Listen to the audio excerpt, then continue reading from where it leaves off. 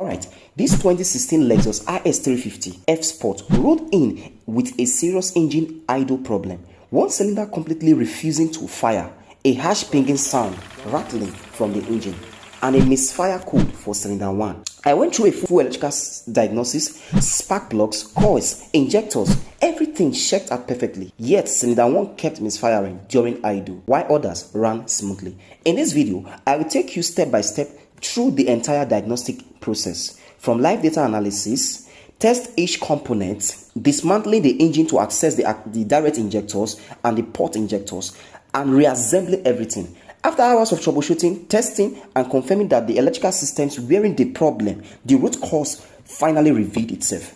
If you have ever wondered how to systematically diagnose a misfiring cylinder and separate electrical faults from mechanical ones, this is the full walkthrough you don't want to miss. So if you are viewing me for the first time, do well to like, share, and subscribe to my YouTube channel for more advanced level diagnosis like this. Now let's get into the video proper.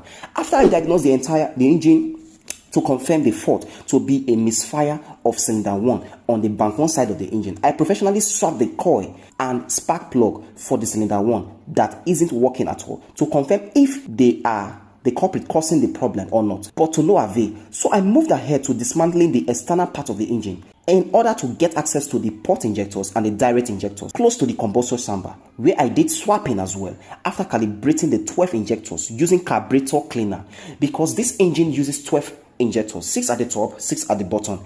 Then after this process, I mounted everything I removed for check correctly and started the car and did another diagnosis test on the engine to confirm the cylinders are working, especially that cylinder 1. But at the end of the day, the cylinder 1 was still misfiring and the engine was still shaking. Then I concluded that the fault was not electrical but mechanical, and it was definitely an inlet top cylinder gasket problem.